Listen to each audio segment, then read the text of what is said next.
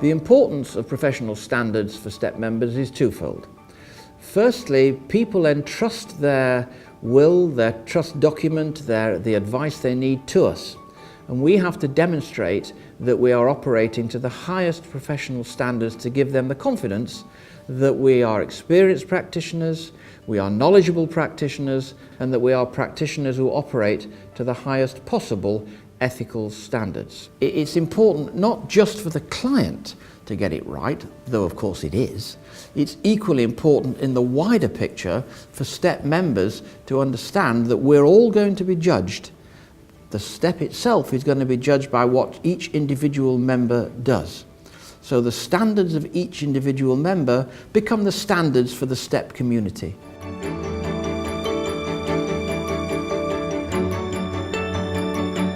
STEP's code for the preparation of wills is a series of principles that we as STEP members must adopt when we are preparing wills for our clients. It is not a prescribed formula that we have to follow. Everyone has their own views and their own approach to drafting a will, and how to take instructions and how to implement those instructions. And the code does not in any way attempt to change that. What it does is tell the public that we have an experience in this work, we are educated to this work, and we have the highest possible ethical standards when carrying out this work.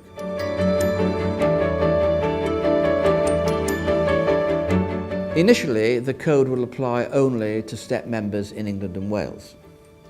But we hope that when people have experience of the way the code works and the way they want it to work, and to the standards that we all aspire to and achieve, that we will be able to export the code to all STEP members throughout the world to enable them in their own jurisdictions, in their own way, to aspire to the standards, the overarching standards that the code lays down for STEP members in the work in which they do.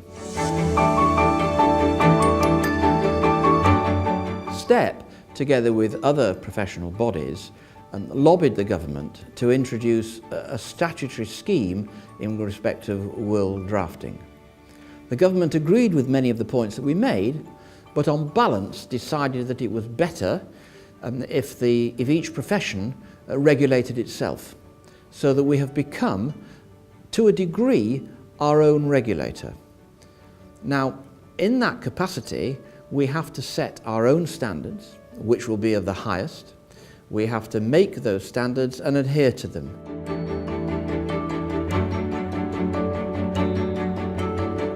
The code will, I hope, and I'm sure, become the hallmark of the standard to which we all aspire when drafting wills. It is a condition of STEP membership that we all adhere to the will code. But I think it's not just a burden of adhering to a code, but it's positive benefits that emanate from adhering to that code, because it will demonstrate to clients, to the public, to government, to regulators, that we are of a gold standard when it comes to testing how we carry out our task of preparing wills for individual clients.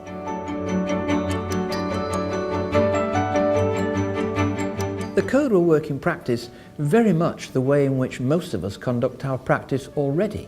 It's not intended to impose any extra burdens on us, because most of us as STEP members already adhere to the overarching principles that the code sets out. The code is there to show really to the outside world, to government, to regulators, to consumer groups, and above all to clients, that these are the standards to which we adhere, and we're expressly setting that out for you to know, for you to see. So far as STEP members are concerned, there is no cost to adhering to this code, which is a condition of membership. There is no extra fee, no extra deduction from your bottom line profit, and equally, there is no extra layer of bureaucracy that is imposed upon you as a result of this code. To a large degree, for the best STEP members, and I'm sure we all are, it's business as normal.